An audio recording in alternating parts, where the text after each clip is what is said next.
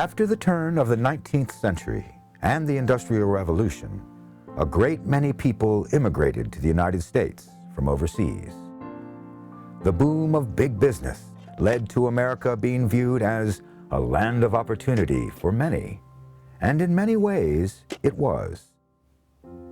As millions of people and families poured through Ellis Island and dispersed throughout the country, millions more who were already born and raised in America began to develop a distrust for foreigners whom they felt were taking jobs and other opportunities from American workers. Throughout 1919 and 1920, the newspapers were filled with stories of anarchist bombings. In June of 1919, 8 bombs were delivered to various members of Congress and other public officials, all of whom had backed anti-sedition laws and deportation of any immigrants suspected of crimes or association with illegal movements. Each of the bombs was delivered with a pamphlet bearing the following declaration of war. War, class war, and you were the first to wage it under the cover of the powerful institutions you call order in the darkness of your laws. There will have to be bloodshed. We will not dodge. There will have to be murder. We will kill because it is necessary. There will have to be destruction. We will destroy to rid the world of your tyrannical institutions. The most famous of the attacks came on September 16, 1920. At noon, a horse-drawn wagon moved through the crowds of Wall Street and other workers going to lunch. The wagon was rigged with explosives, and when it detonated, it claimed 38 lives and injured over 100. The attack was believed to be related to social unrest arising after World War I, labor struggles, and anti-capitalist agitation in the United States, and was largely accredited to the Galleanists, a group of Italian anarchists who had been found to be responsible for the earlier attacks. The violence changed nothing, only adding to the distrust of immigrants and anyone associated with a socialist or communist organization, no matter how benign. The prejudices against foreigners and radicals were used by not only those who would perpetuate the Red Scare, but also by those who would fight for prohibition of alcohol in the United States, which was arguably the key incident in the birth of modern organized crime in the United States. The honor of inaugurating the Prohibition movement belongs to the United States in the 19th century. The conflict was impending at the close of the 18th century, but the eyes of men were holden to the vastness of its proportions. The movement sprang into being in the response to a desperate need. The vice of drunkenness characterized the early years of the American Republic. 2 things combined to aggravate this national condition. 7 years of war with its demoralizing influences had led many influential leaders into dangerous drinking habits, and the example of those in high places did not lack imitation by the rank and file. Besides this, the increased importation and manufacture of distilled spirits had furnished deadlier substitutes for the milder fermented liquors, which had been the ordinary drink of the people. Gradually, the nation had settled down into a slough of drunkenness of which it is difficult at this date to form any clear conception. Matt S. Hughes published The Logic of Prohibition in 1915, which included the case as it stood for prohibition, as well as a short history of the movement in America. Frances Willard, the second president of the Women's Christian Temperance Union, maintained that the organization's aim was to create a union of women from all denominations for the purpose of educating the young, forming a better public sentiment, reforming the drinking classes, transforming by the power of divine grace those who are enslaved by alcohol, and removing the dram shop from our streets by law.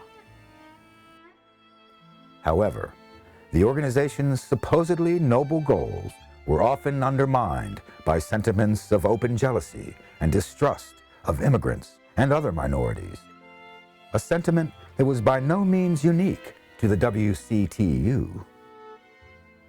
The rise of legitimate labor organizations, as well as radical anarchist groups, contributed to a nationwide fear and loathing of anything perceived to be un-American.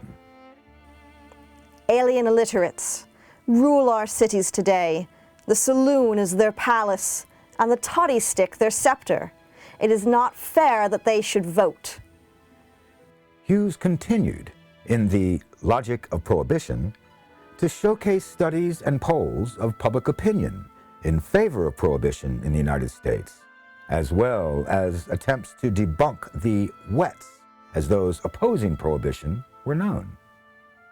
What would become an ironic passage, Hughes derided those who would criticize the flagrant disregard for state prohibition laws. He and many others believed that the corruption present at the state level would not extend to a federal legislature. As it turned out, the circumvention of those state laws by the bootleggers proved to be a prototype for the national network of organized criminals that would arise as a result of prohibition.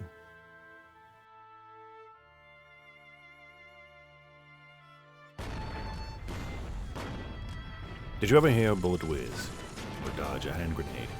Have you watched long lines of trenches dug by doughboys with a spade? Have you seen the landscape lighted up at midnight by a shell? Have you seen a hillside blazing forth like the furnace room in hell? Have you camped all night in a ruined town with a rafter for a bed, with the horses stamping underneath in the morning when they're fed? Have you heard the crump-crumps whistling? Do you know the dud shells grunt? Have you played rat in a dugout?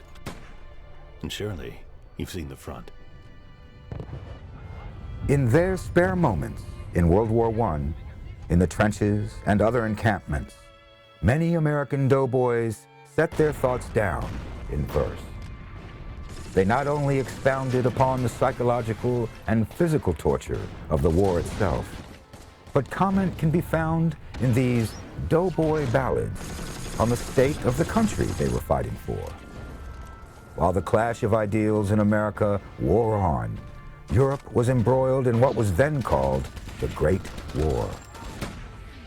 The United States famously opted out of the war, trying to foster a peace agreement between the warring nations of Europe. When a German U-boat sunk the British passenger ship Lusitania and continued to attack passenger and trade ships in spite of President Woodrow Wilson's declaration that unrestricted submarine warfare would not be tolerated, the United States had no choice but to enter the war. William Brown of Company F, 9th Infantry, 2nd Division of the American Expeditionary Forces, wrote about the mind-numbing routine of military life and the experience of fighting in the Great War. When troops go into battle, they are usually so keyed up that a wound comes as a climax and relieves the tension.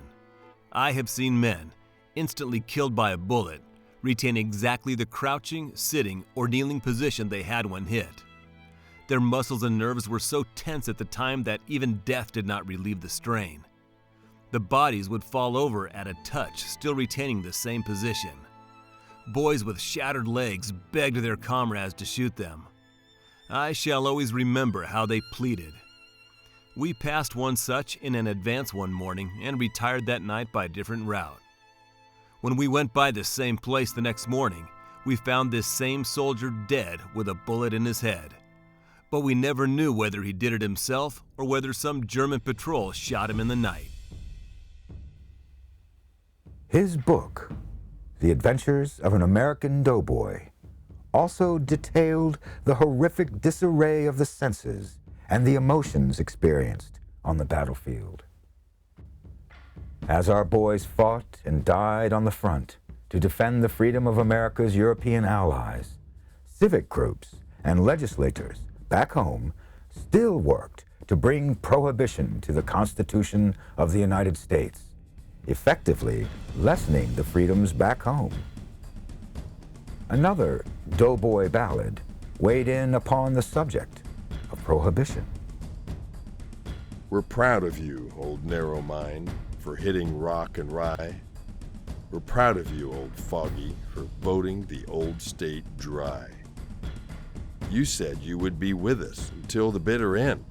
You shook our hand at parting, you said you were our friend. But while we're in France and we're risking life and limb, you voted the old state dry to please your narrow whim. No greater act of treason, no band had e'er to tell. We're proud of you, old narrow mind. We're proud of you like hell. But we are coming back, and although our ranks are thinned, we know there'll be a dry or two who surely will be skinned. So gather all your dry friends. When they're gathered, tell them the boys in France are proud of them like hell. On January 29th, 1919, 5 months before the Treaty of Versailles was signed, the 18th Amendment to the Constitution had been ratified by Nebraska, the 36th out of the 48 states, thereby enacting the bill into law. As our fighting men returned from the war, dogged but victorious, they found their celebrations hampered, as one soldier wrote. The nation is going dry. There's no question about the measure being a good one, as far as I'm concerned, but for heaven's sake, keep it wet until I return, until I am demobilized. I want to get stewed that day. If I don't kill the joy with alcohol, the joy will kill me, and nobody under the sun wants to get killed after the war is over. Or at least, I've never heard of one.